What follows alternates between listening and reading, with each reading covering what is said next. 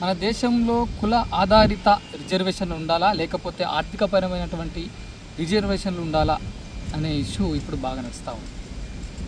ఢిల్లీలోని జంతర్ మంతర్ దగ్గర మొన్నటిదాకా కాక్రోచ్ జనతా పార్టీ వ్యవస్థాపకులు కావచ్చు, స్టూడెంట్స్ కావచ్చు, నీట్ పేపర్ లీకేజీపై కేంద్ర విద్యాశాఖ మంత్రి ధర్మేంద్ర ప్రధాన్ బాధ్యత వహిస్తూ రాజీనామా చేయాలని చెప్పేసి ఆందోళన చేశారు.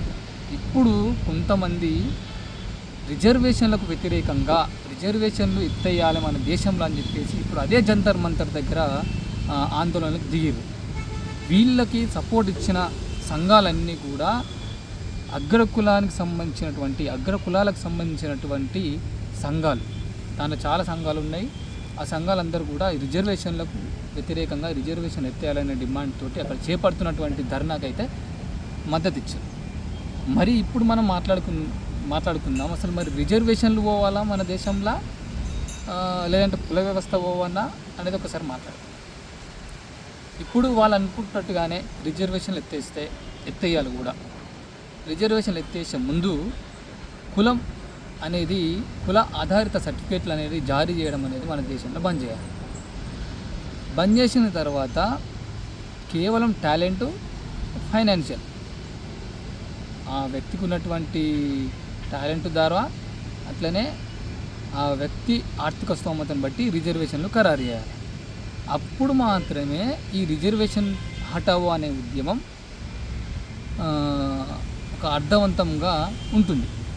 అంతేగాని ఉత్తనే రిజర్వేషన్లు తీసేయాలనంటే అయ్యే పని కాదు. ఇంకొక ముఖ్యమైన విషయం ఏంటంటే, ఒకవేళ ఈ రిజర్వేషన్లు తీసేయాలే అంశాన్ని కేంద్రంలో ఉన్నటువంటి ప్రభుత్వం టచ్ చేస్తే, ఎందుకంటే ఇది జరిగిన పని, రిజర్వేషన్లు తీసేయడం అనేది ఎవరిని చెప్పినా కూడా, ఇప్పుడు నేను అది వద్దని చెప్పినా, ఎంతమంది మేధావులు వద్దని చెప్పినా, రిజర్వేషన్లు తీసేయాలని చెప్పినా కూడా రిజర్వేషన్లతోటి రాజకీయ పార్టీలు తప్పకుండా పబ్బం గడుపుకుంటూ ఉంటాయి.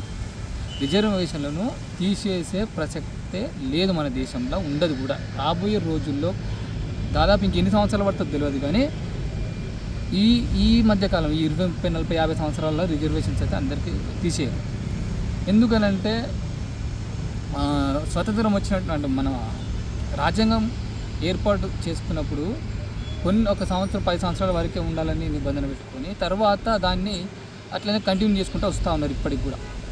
ఎందుకనంటే రిజర్వేషన్స్ వల్ల ఉద్యోగాలు పొందాలి, అంటే నిమ్న కులాలు, అంటే ఎవరైతే ఎస్సీ, ఎస్టీలు, బీసీలు ఉన్నారో వాళ్ళందరూ కూడా మంచి ఉన్నత స్థానానికి పోవాలి, ఆర్థికంగా బలపడాలనే ఉద్దేశంతో రిజర్వేషన్లు అనేది తీసుకొచ్చారు. కానీ మరి ఇప్పటి వరకు ఆ రిజర్వేషన్ ఫలాలు అందనటువంటి ఎస్సీ, ఎస్టీ, బీసీలు చాలామంది ఉన్నారు. దారిద్ర్య రేఖకు దిగువన బతుకుతున్నటువంటి చాలామంది పేదలు అయితే ఉన్నారు. మనకు కావాలనుకుంటే మీరు ఊళ్ళలో పోయి చూడొచ్చు. ఇంకొకటి, రిజర్వేషన్లు తీసేసే ముందు మళ్ళీ ఇంకో చేయాల్సిన పని ఏంది, ఎవరికి ఎక్కువ ఆస్తులు ఉన్నాయి, ఎవరికి ఎక్కువ భూములు ఉన్నాయి, ఎవరి పేరు మీద కంపెనీలు ఉన్నాయి, అవన్నీ కూడా చూసి వాటన్నిటిలో కూడా పంచేసేయాలి పేద ప్రజలకు పంచితే అప్పుడు ఈ ఆర్థిక సమానత్వం అనేది వస్తుంది అందరి మధ్యలో. ఎందుకంటే మీరు ఇప్పటికీ చూసుకోండి, మన తెలంగాణ విషయం చూసుకుంటే రీసెంట్గా చేపట్టినటువంటి ఒక సర్వేలా మన రాష్ట్రంలో ఎక్కువ శాతం భూములు ఉన్నది ఓసీలకి, రెడ్లకి, వెలమలకి. ఎక్కువ శాతం భూమి మొత్తం వాళ్ళ చేతుల్లో ఉంది. వాళ్ళు ఉండదు ఎంతమంది, 10% కూడా ఉంటారు వాళ్ళు. అట్లనే ఇదే 10% కూడా ఉండని ఓసీలకి రిజర్వేషన్ తీసుకొని వచ్చారు సెంట్రల్ గవర్నమెంట్, మన Modi government. EWS, economical weaker section అని వాళ్ళ కోసం తీసుకొచ్చారు. వాళ్ళకి ఎస్సీ, ఎస్టీ, బీసీలకు వచ్చినటువంటి మార్కుల కంటే తక్కువ వచ్చినా కూడా వాళ్ళు గవర్నమెంట్ ఉద్యోగాలు సంపాదించారు. అవి చాలా ఉన్నాయి, సోషల్ మీడియాలో చాలా వైరల్ అయిపోయినాయి.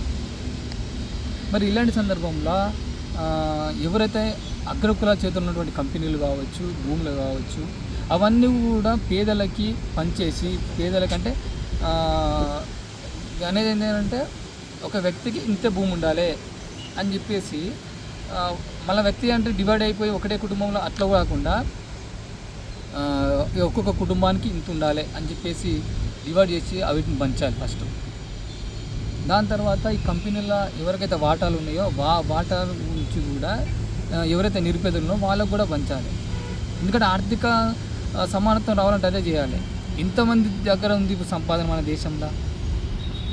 దేశం ఎదుగుతుంది, అభివృద్ధి చెందుతుంది అని ఉంటా ఉంటుంది. అసలు ఇప్పటికి కూడా ఇంకా అభివృద్ధి చెందినట్టే కనిపిస్తూ ఉన్నాయి. మనం గ్రామీణ ప్రాంతాలలో కానీ సిటీలలో ఉన్నటువంటి కొన్ని బస్సులలో చూసుకుంటే అప్పుడు అర్థమవుతుంది. కాబట్టి నేను చెప్పేది ఏంటంటే రిజర్వేషన్లు అనేటివి తప్పకుండా కొన్ని సంవత్సరాల వరకు ఉంటాయి. ఎన్ని సంవత్సరాల వరకు ఉంటుంది చెప్పలేము. ఎందుకంటే దాని ద్వారా రాజకీయ పార్టీలకు అనేది తప్పకుండా మేలు చేసే అవకాశం ఉంటుంది. వాటికి రిజర్వేషన్లతోటే రాజకీయ పార్టీలకు బలం అనేది వస్తుంది. కాబట్టి రిజర్వేషన్లు అయితే తీసేరు. ఎవరిని ఆందోళన చేసినా ఏదో ధర్మేంద్ర ప్రధాన్ నీట్ పేపర్కి లీకేజ్కి వ్యతిరేక అంటే జరుగుతున్నటువంటి ఉద్యమాన్ని చూసి రాజీనామా చేసినట్టుగా ఇది టచ్ చేయరు. తప్పకుండా ఈ రిజర్వేషన్లు అనేవి ఉంటాయి.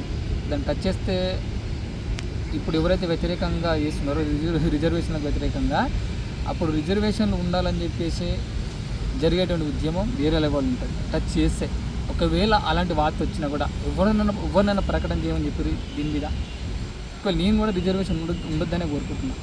కానీ అది జరిగే పని కాదు. ఒకవేళ దాన్ని టచ్ చేసినట్టు తెలిసినా కూడా చాలామంది రోడ్ల మీదకి వచ్చి ఈ CJP కంటే ఎక్కువ ఉద్యమాలు చేపట్టే పరిస్థితి ఉంటుంది.